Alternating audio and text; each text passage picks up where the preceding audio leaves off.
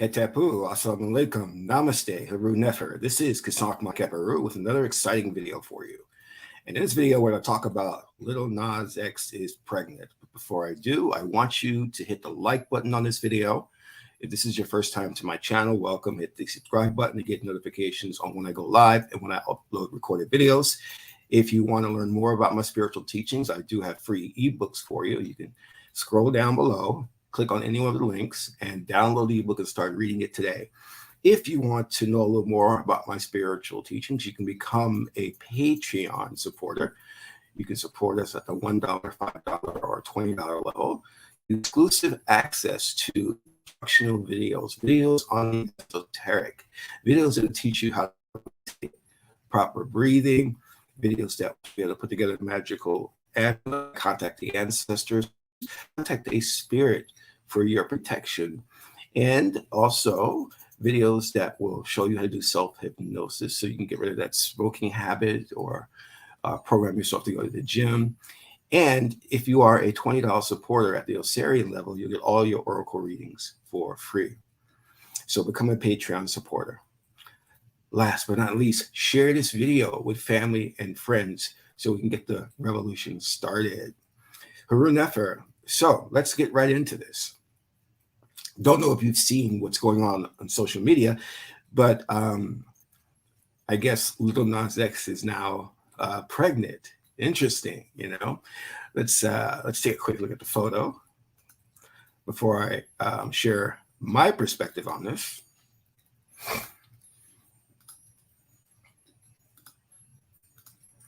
And there you have it. Obviously, it's some type of makeup, that was used. But the interesting thing about this is this works well as publicity for him in terms of shock value. So we know his camp is looking to get as much press as possible. And things like this are kind of interesting and exciting, to his fans. Let's see. Yeah. Okay. Enough of that. Let's get out of that. Now, obviously some things are done, like I said, for shock value, but there's more going on with Lil Nas X than meets the eye. And this is something I've been saying for a long time. I said this years ago, that the Black characters in films are being effeminized. They're being toned down in terms of their masculinity, and it's slow. And many in the African-American community were like, oh, no, you're crazy. What are you talking about? And I specifically pointed out Black Panther, how although some people were saying, oh, he looks very authoritative, very regal, I said, well, no, he's very feminized. He's not very masculine, and they took away all the aspects of his intellect as well, because he's supposed to be a genius on par with Tony Stark. And people at the time didn't believe what I was saying. But over the course of time, now we've seen what they're doing in mass media. And let me explain what they're doing, all right? Because I still don't think people really understand the gravity of the situation. Before I do that, let me just say this. The scheme that they've perpetuated is a clever one. And it's kind of like the Trojan horse, where you're introducing something that looks very innocuous, and then they flip the script on you, and before you know it, you see that there was an agenda to it. Much like what we saw with Black Lives Matter. We thought it was for stopping police brutality against African-American males, or the deaths of African-American males, trying to find out that all their billions of dollars were funneled into the alphabet community. So this is the same thing that we see going on in Hollywood. All the Hollywood studios are suddenly deciding to adapt this so-called diversity which really means that what they want to do is um, push the LGBTQ community to the forefront in modern movies. And if that's what they want to do, that's fine. But the problem I have with it is done through a type of Trojan horse. You see, they're not upfront and honest in terms of their agenda. They say we're embracing diversity, and many people of color believe, oh, that means that there's more roles for people of color, but it's only more roles for people of color if they represent the alphabet community. It's not for straight black men and straight black women. And one of the biggest culprits of this, which is Insidious, is BET, who BET is one of the most immoral, corrupt stations out there, because they not only push this feminization of black males, but the culture that they support is so demonic, is so depraved. And unfortunately, many African Americans thrive off mainstream media. They believe what they see. Hence is why you have you have a lot, not every, I shouldn't say, I don't want to generalize, of black men and black women. Black women want to be boss bitches. Black men think they're rappers, thugs. They've taken on that persona of what they're seeing in media. And it's not clicking in their head. That's not reality. That's not how the world works. The world works by international millionaires coming together to determine the fate of the planet. Not dressed in loud colors and wearing gold chains, gold teeth. That's not how the world works. Now, this insidious plan really goes back to depopulation. And I remember when I started to research, I had a hard time believing that they wanted to rid the planet of people of color. I said, no, there's no conceit. But slowly but surely, as I dove into my research, I began to see it's true. And another question is, what do they have against people of color? Why are they implementing this insidious plan? What's wrong with them? Well, they know that their population is dwindling. They know that their numbers are decreasing. And you see the plans are being implemented at a speedy pace now, more than ever before. Most of the major films now are shitting on men in general, to push women to the forefront. You look at films like Ghostbusters, 2016, Terminator, so many. But what they're doing in the African American community is more insidious. When I was in film school, striving to get out there and break into Hollywood, I came on a shocking discovery that it wasn't about your talent. And this is a time when Matty Rich's film was out, Straight Outta Brooklyn, Spike Lee's film, She's Gotta Have It. I came to a shocking realization that it wasn't about talent, but they were picking specific individuals that they can use for their agenda to propel them to the spotlight.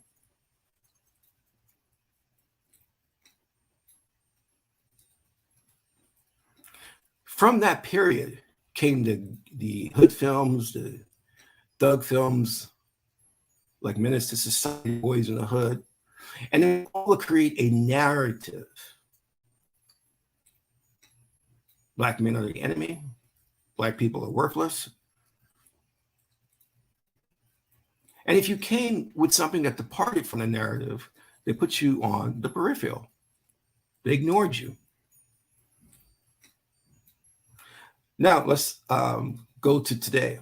What we see today now is the next phase of their plan. See, what they're doing now is they're specifically using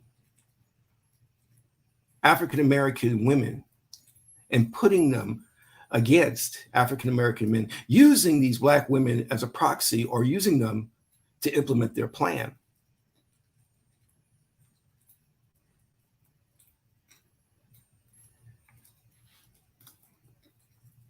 Bob, this has nothing to do with Nas X. Nas X doesn't make any decisions. He was picked. He operates through with the Illuminati. He doesn't make any decisions. This is not about Nas X, nor is it about Cardi B. So keep that in mind. If you're looking at the artists and not the hidden hand behind them, what's behind the curtain, then you're missing out on what's going on. And I made the point clear that all of Hollywood is on the same page doing the same thing. Well, what does that mean? You know, because the studios compete against each other for box office. So that tells you that the studios are working together, that they're taking their marching orders from someone that we don't see. And they don't play ball, they lose their funding for films. And the studio will go bankrupt. So the point I was saying was that they're specifically picking Black women to put in positions of power and to give them film deals. And the reason they're doing this is because they want these Black women to be the cannon fodder, to be out in the forefront so you can't attack the film. See, if a white male makes a film and creates a fictional character representing a Black man as the enemy, that white male will come under fire and the studio will come under fire. But because they know that people don't like to criticize Black women, this is now the case. So you have, you know, films come out like Candyman, where the Black character is vilified and seen as the enemy. They will go as far as to write, in terms of historical films, write fictional Black characters just so they can paint them as the enemy, even though it's not historically correct.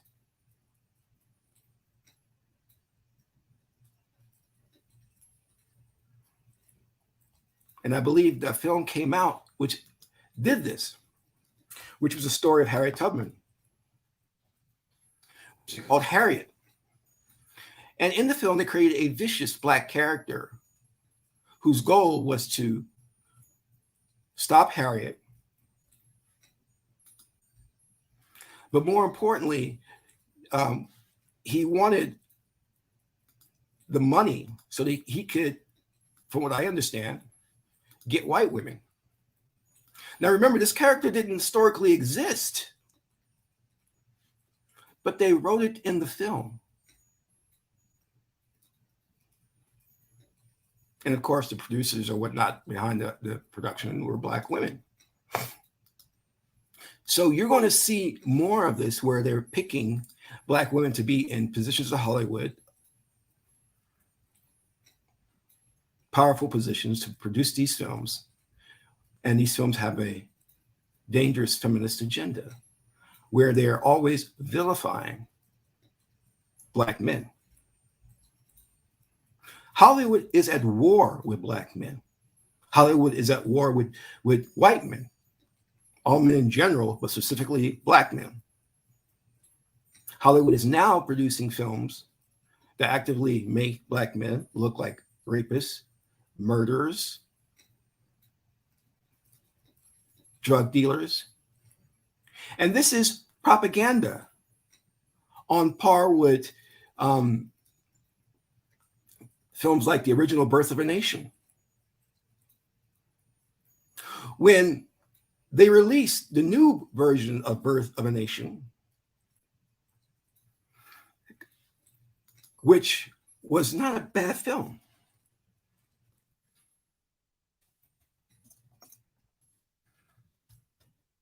I think it still had some Hollywood programming, but it was not a bad film. But what you find, what happened with that film, because the film had merit. And the character was a very, very strong Black male character. written and directed by this black man, Nate Parker. But what they did was they created dissension, and they had black women come against the film.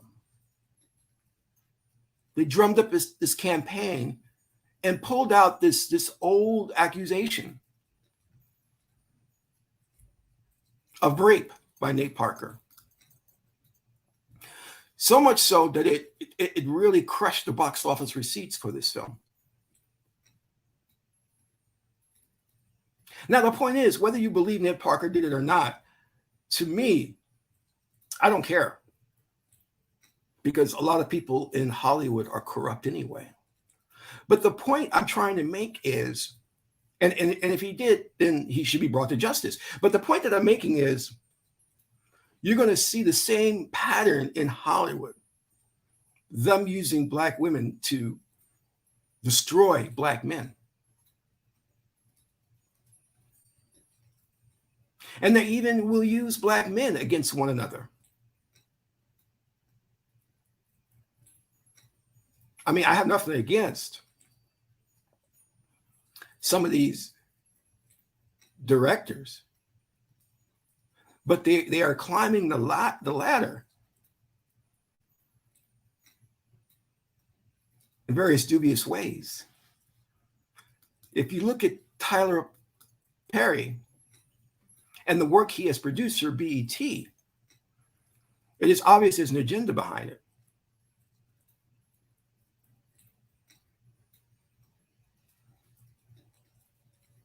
And he's just one among many in this industry. And they embrace the image that he creates in drag to make fun of black women.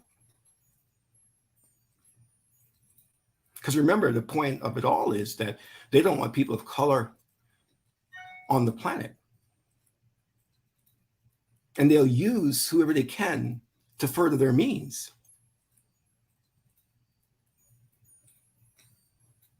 Now, here's the problem. Obviously, we're aware of what they're doing. Well, in many cases, we're not, because I think black people are a little bit slow in picking up on this, or picking up on anything in general, because we're so distracted by mainstream media. They keep us distracted.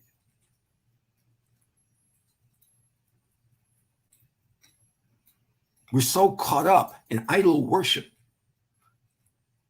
cults of personality, that we don't see the plan being implemented in front of us.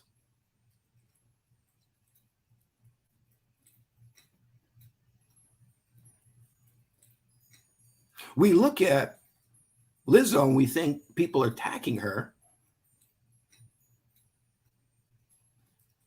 are fat shaming, because they create these new terms and definitions that are more confusing and are nothing but from George Orwell's book, 1984, Doublespeak. It's not fat shaming if you want people healthy. If you know that obesity exists in the African American community, why would you create someone like Lizzo unless you wanted to kill off a community?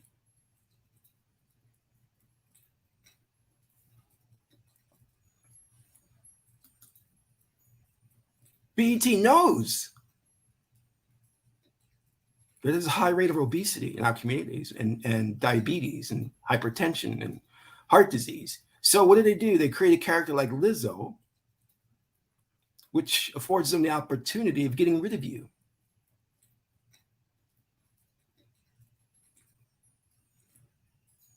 Now, the Wandering Sage brings up a very, very good point. The masculine character in Black Panther was killed off, just like the masculine character in the Avengers, Thanos, was killed off. What are they trying to tell you? Male toxicity, toxic males, toxic masculinity.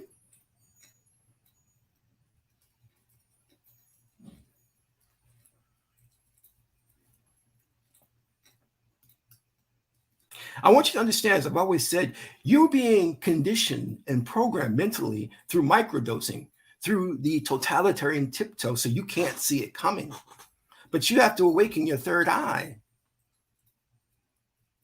and realize that they are programming you, and more importantly, programming your children. Lil Nas X went around to speak to the kids and promote a song, Old Country Road. And then as he did, they flipped the script and showed you his true nature, which is part of the Trojan horse, that he wanted to promote to kids an alternative lifestyle to Black children.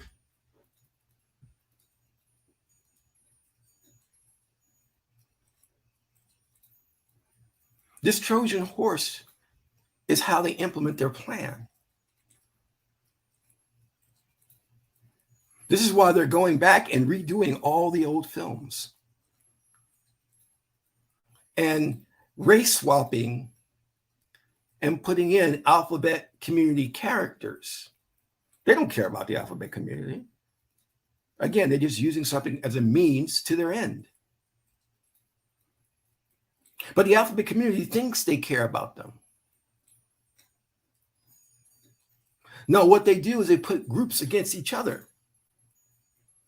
They created this whole thing, this whole war where the alphabet community sees straight African-American men as the enemy. They created that narrative. They flamed the fires of dissent. That's what they did. And it's unfair. And it's bullying because you know that Black males cannot protect themselves. Black men don't have an organization out for their survival. That everywhere Black men turn, they're being attacked left and right, left and right. The government takes away programs for African-American men, my brother's keeper, and then funnels that into the alphabet community and to Black women.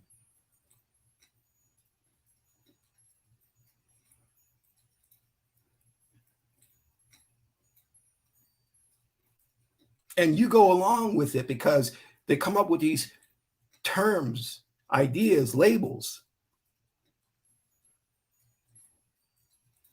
The government puts out individuals like Kamala Harris, who's the most inexperienced vice president, who even now is botching the job.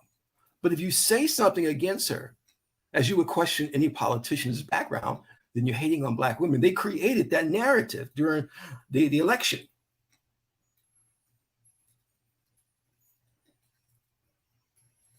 If you ask what foreign policy experience she has, they say, why do you hate Black women? She's a sister girl, even though she's biracial. They played on the Black aspect or Black part of her so that Biden could win. And now what you have is a mentally incompetent president and an inexperienced vice president who's botching the job. But you really didn't have a choice because Trump wasn't any better. So the ruling elite tries to figure out, how can we get rid of Black people? And they say, we need to destroy the Black family. So we won't push family values, as the Black Lives Matter made it a point in their agenda to say that they're against the nuclear family. We'll destroy the Black family by introducing TV commercials where everything is interracial. And most of those commercials feature a Black woman with a white man. And you'll see historically when they had problem with races, what they do was they try to water down the race.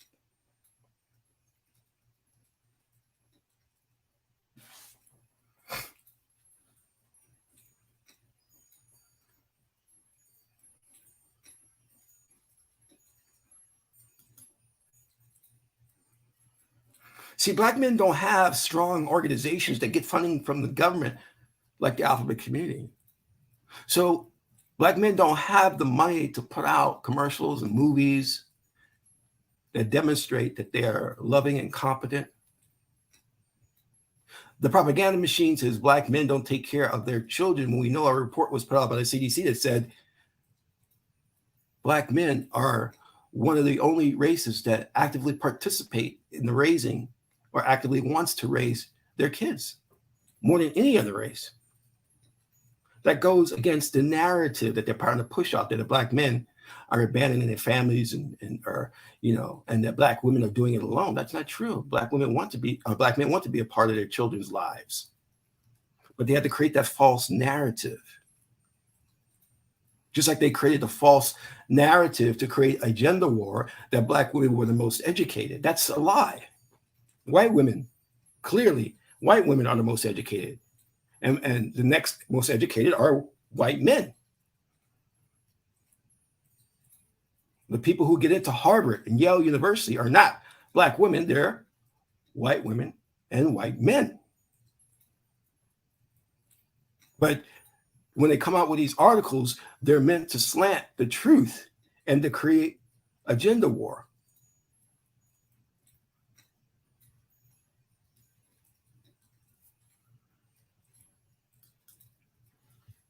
And Miss Precision, you are right.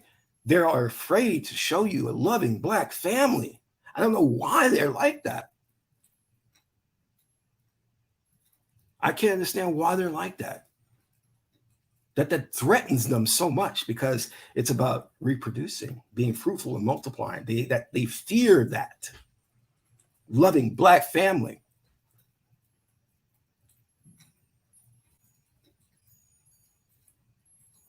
So you must understand, you're being played by mainstream media, and you don't see it coming. Because if you did, we would take measures against it. Let me explain to you that the problem isn't Lil Nas X and 50 Cent and all these guys. It's the problem is in the people who aspire to be rappers, who aspire to break into the music industry. You're breaking into a corrupt industry. I'm not saying you shouldn't pursue your dream, but too many of you think you're rappers and thugs. You idolize these things that are for the detriment of the Black community. And as I said before, they selectively pick people they want to put in the spotlight and push toward fame and fortune. And you won't be one of them that they pick. So you can aspire and dream all you want. It's not going to happen. You're not for their agenda. Unless you want to do like Lil Nas X and sign your soul away to the devil. You see, while we're afraid to practice magic, the ancient spiritual system of our ancestors, they're actively practicing magic behind closed doors. Look at Lil Nas X putting blood in his sneakers. That's magic. Yet you're so afraid to do the right thing and to adopt a spiritual way of life that encompasses your magic. This is why they're winning.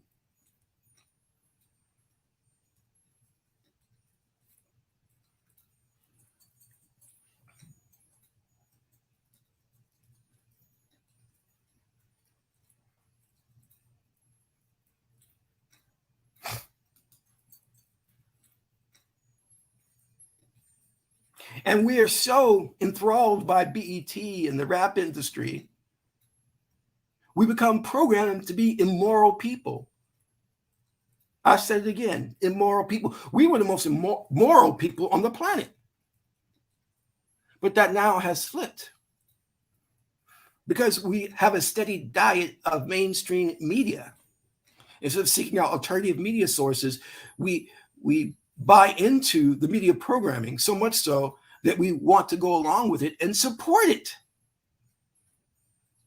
We want to support the very system that's out for our destruction. I was listening to this YouTuber. He said he was talking to his son, and his son said that he wants to be a rapper. And the YouTuber wants to be a rapper too.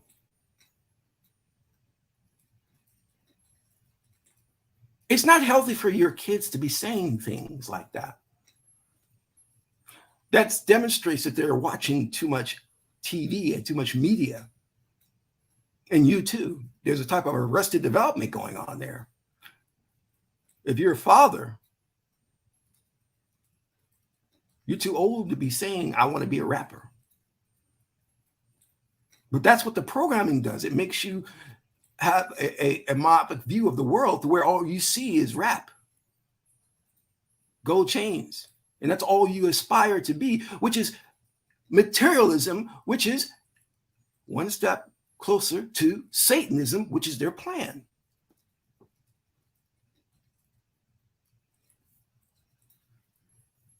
Do you understand?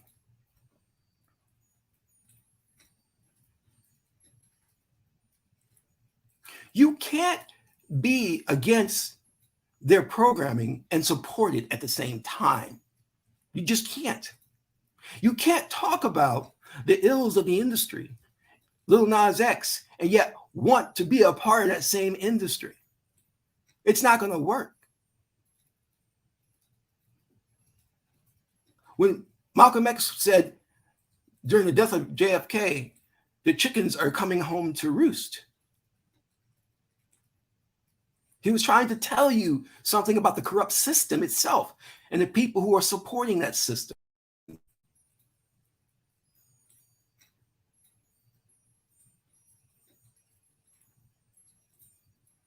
You cannot support feminism because it has very, very evil and sinister connections to Margaret Sanger, Nazis, the destruction of all men, specifically Black men.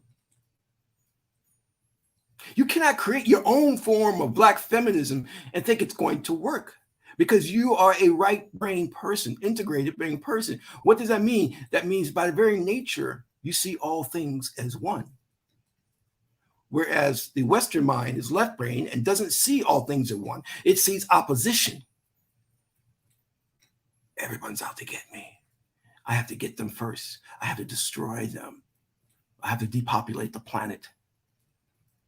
You're dealing with a very select group, the oligarchy, sick in the mind. They are sick. They have no emotions in terms of empathizing with the world. They can destroy an entire population and not bat an eye. They don't care.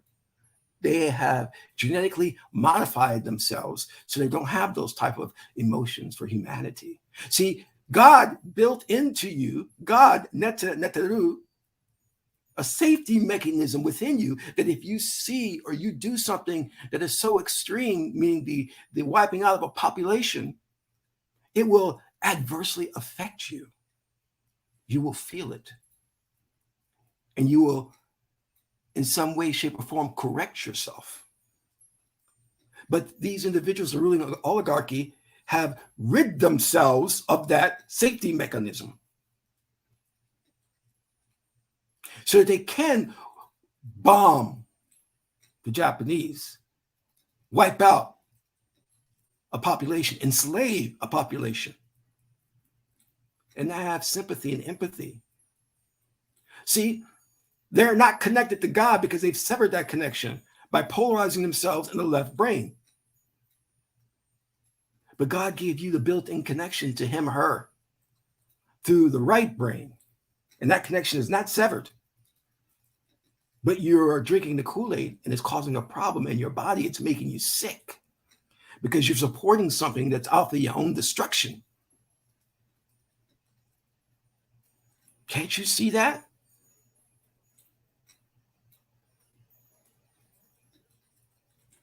We all must strive to be moral. We all must strive to be godlike. I don't worship individuals. Sure, I love Steven Spielberg, George Lucas.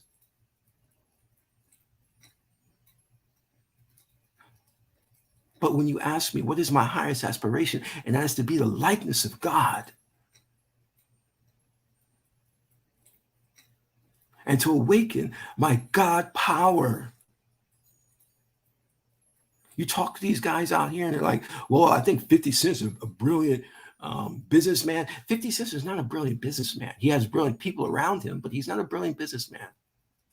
You guys are watching too much mass media. Most of it is fake. The people are picked, they're appointed, they're given money. They're fake. But you believe them to be real. Lizzo was picked. She didn't work her way up because she was talented. She was picked to do her job, which was to promote an unhealthy lifestyle in the African American community, so that you would start eating, and then drop dead one day. That will fulfill their plan.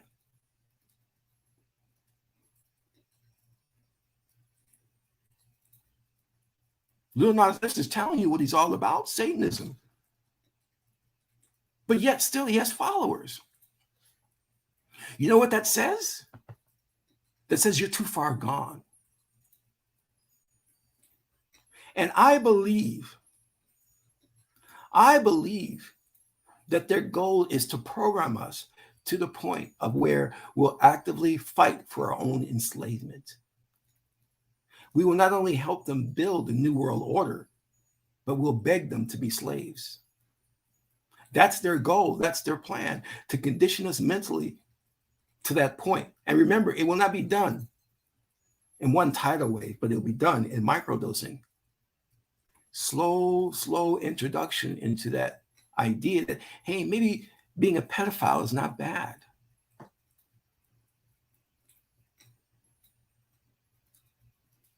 To a point of where if you're not part of the alphabet community, you will be shamed for being straight. Now, there are those who are going to say, oh, you're against the alphabet community. Oh, absolutely not. But what I'm trying to tell them and you is that the ruling elite, the oligarchy, who is pitting us against each other, doesn't care about the alphabet community, doesn't care about Black people. They only care about themselves. And they'll use different groups, different individuals to further their agenda.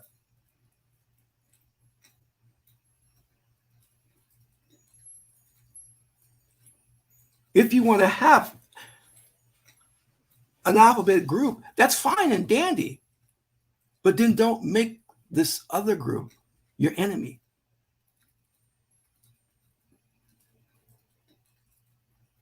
In the story of Asar and Aset, the greatest thing it said Tahuti did was make the two combatant brothers go home in peace. So we should be living in harmony with all groups and not fighting each other. But they put out propaganda, press releases, narratives to create that fiction, that friction, to create rumors and dissent. This is what they do. They've been doing it for ages.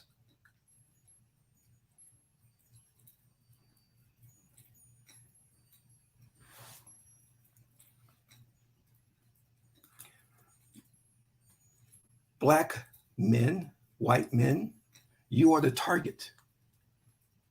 They are coming after you.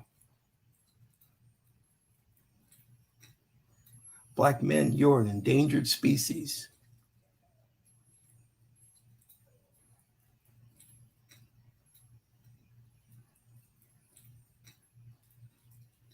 It's time that we turn back to the ancient wisdom of our ancestors and start putting that into practice.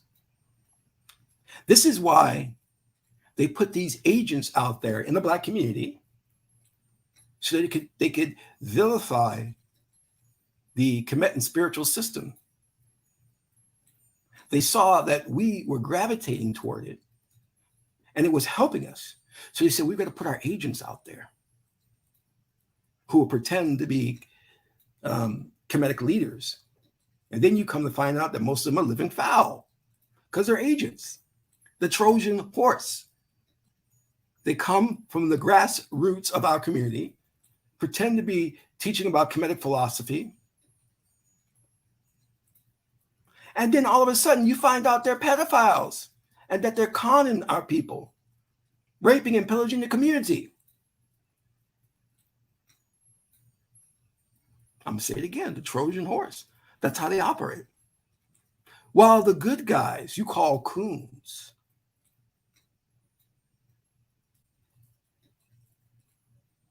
you call agent provocateurs, because your thinking is backwards.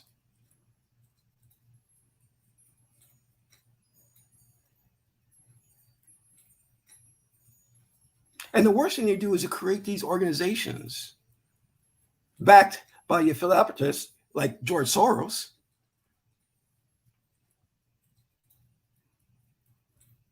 And you think these organizations are out for your best interest, and then you come to find out they've been working against you. And I'm talking about grassroots organizations. I'm talking about organizations like the Nation of Islam.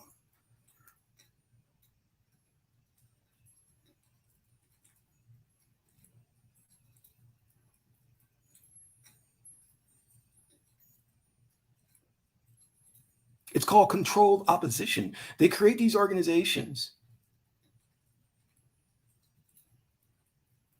which you support because you think it stands for justice. And what these organizations do is keep you in check. So when you say, hey, we should actually pool our money together and buy a factory. No. We're not going to do that. We should pool our money together and buy a franchise of supermarkets to feed the Black community. No, we're not going to do that. We're just going to march. We're going to march. We're going to march on Washington. Okay, what's our agenda? Nothing, no agenda. We're just going to march. Wait a minute, we're not going to do voter registration. We're not going to collect funds to buy communities and neighborhoods. No. We're just going to march. Okay. And so, because you're caught up in symbolism, you think marching is progress. Because you're not doing anything. You see, I could not be on these panels on the internet. The panels would talk about what's going on with this feminist agenda in the movies. And on these panels, these Black men, very intellectual, PhDs, all of that, were basically uncovering the secret agenda. Kudos to them. But I went in every one that I went on to be interviewed, I asked the essential question. And no one could answer the question. And in some of the channels, I got booted off for asking the question. You know what that question was?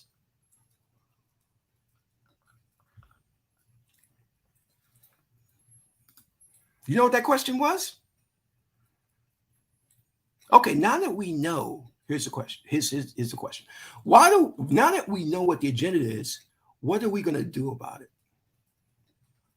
What are we going to do about it?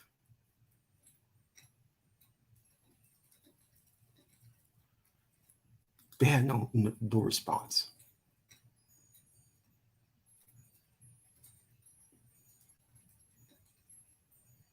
You see, too many on YouTube are having their what is it called? 3 minutes of fame by having their little talk shows. All these Black men and Black women coming out with their little talk shows.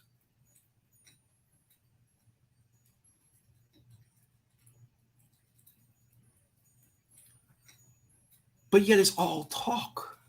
It's intellectual masturbation.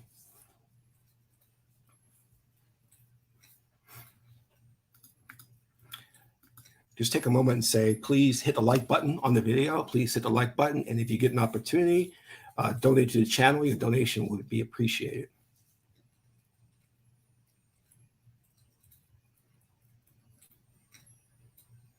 When one of the African priests I studied with became a member of the Black Panther Party, he went in and they asked his opinion on what they should do. And he said, well, you gotta stop with the drugs, the disrespecting of the women. We have to eat healthy. They immediately kicked him out. They're like, oh no, you gotta go. So when I asked that question, well, what are we gonna do about it? We're gonna organize? Let me know time and place. We're gonna start a change.org campaign. We're going to go to Washington to lobby for better organizations and better films. What are we going to do? You see, they're okay with talking about the problem, but they're not okay with actually fixing it, with actually taking action. And that's the problem today, especially with the millennials. Social currency has become the thing to seek after. How many likes? How many followers? Now, that's a great starting point. But then you've got to take it to the next level and be active in change. When I was in the priesthood and a problem that came up, we would immediately galvanize to do a mass ritual. That's what you should be doing. I'm not saying that that's the only way to go about things, but I'm saying it's taking an active role in making change.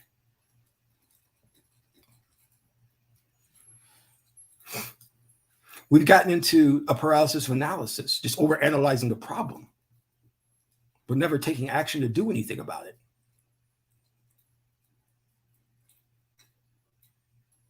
I don't care what your opinion of Louis Farrakhan is, but when you look at the time he has been the leader of the Nation of Islam, you have to ask important questions. What have you done, actually? Have you created a franchise of supermarkets? Have you actually purchased land that we can now move to? Have you bought a food factory that can give jobs to people in the community? What have you actually done? That's what they do with CEOs of companies. They look and say, you know what? This quarter, you've really done a great job. You've increased profit. And then that CEO gets a bonus, gets stock options. But when we ask members of our community to be accountable, if they give a great speech, a prophetic speech, then we say, oh yeah, they're making progress. Wait, they didn't say anything. They just gave a great speech and everybody applauded. Yeah, we're making progress. Yeah, we're making progress. No, we're not. He just made a speech. That's all he said, a speech.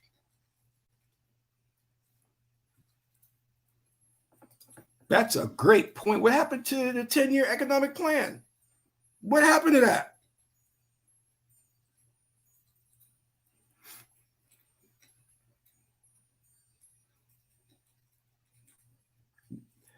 Black Lives Matter. We make marches. Black Lives Matter. Black Lives Matter. Black Lives Matter. Black Lives Matter. Police are still shooting at us.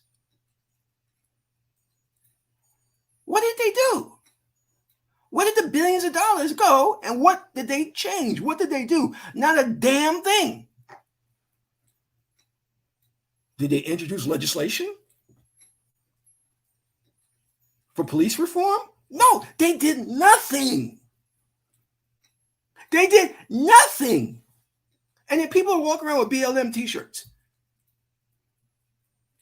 Are you wooed by a simple slogan? Where's the change?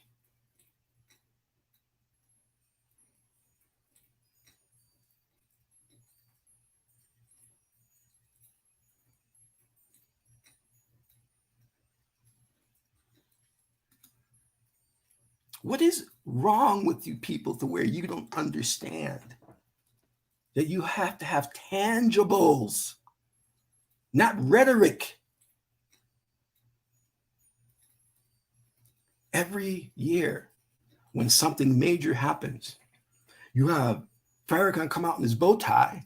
Assalamu alaikum. We must fight those who come against us in God, whether it be the police officers and those in Washington.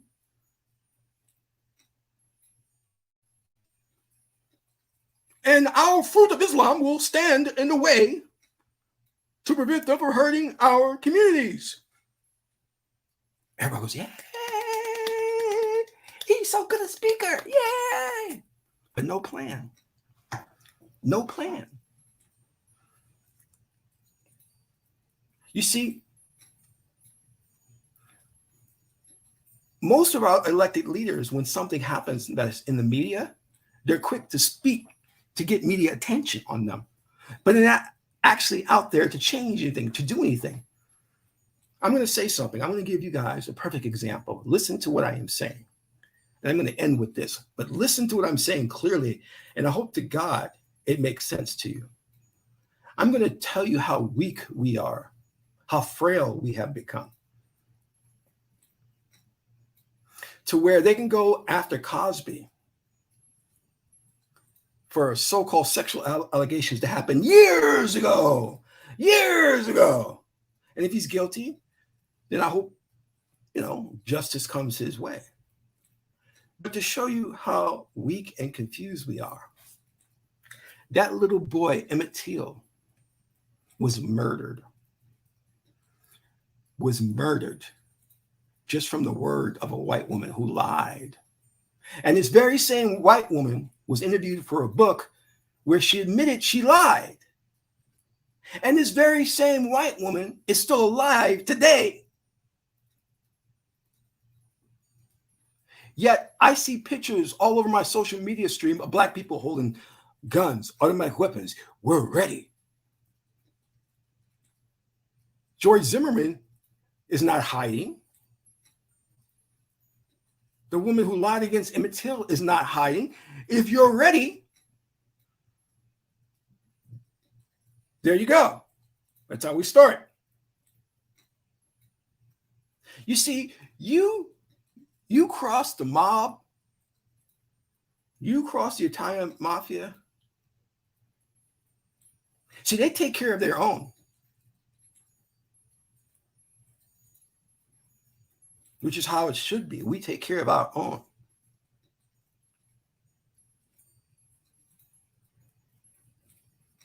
But we don't take care of our own. We let the world walk all over us. The architects of civilization now living in the ghettos and the gutter because we're too afraid to stand up. We're too afraid to invoke justice against those who have crossed us. We're too afraid. We're frightened.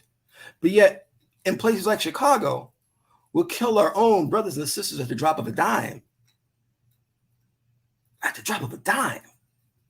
You stepped on my sneakers, my Jordans, I'm going to kill you. But yet, Klan leaders who are old,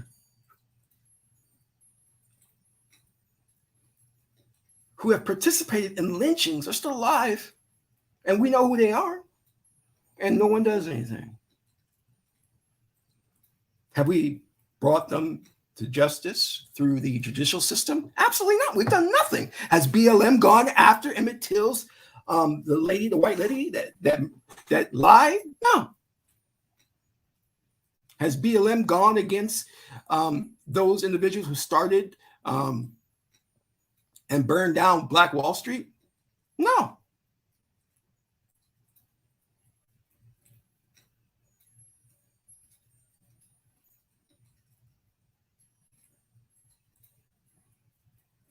BLM that collected billions of dollars could have done something similar to the Innocence Project and put together a legal defense fund or a legal fund that could go in and get these brothers and sisters out of jail who've committed nonviolent acts. But have they? No, not at all. No, done nothing. What are we doing, people? Let me ask you this question. What are we doing? What the hell's going on? I want to know. Even God wants to know. What are you doing?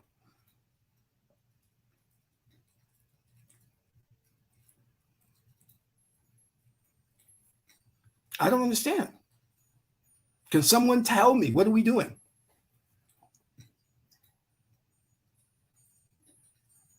Because we certainly are not fighting for our freedom and liberation. We're not.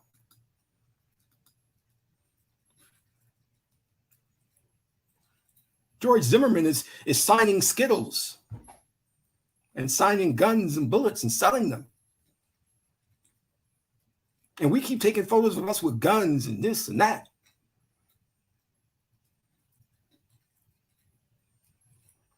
Let me explain something to you. George Zimmerman did not post guns himself, of photos of him with guns, because when it came time to act, he used his weapon. He was not afraid to use his weapon. But we are. We're afraid to defend ourselves.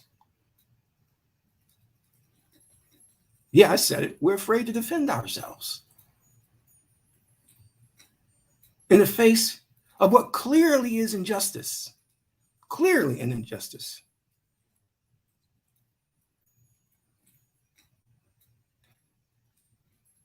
Meanwhile, other groups, if you dare say anything against them, any little thing against them, you either sued, you get fired from your job, they discredit you in the media. But with us, you can go on and call us all kinds of names, and we'll do nothing against that. We'll do nothing to stop that.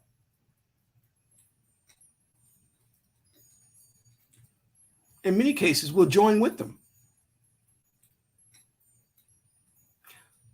I want to thank you all for attending today. If you get an opportunity, please donate to the channel. And I hope this message finds you in good health. This is Qesankh Keperu, son of Ma'at and Tahuti. Ma'at is a beautiful goddess Heteru. Until my next video, Amun Ra.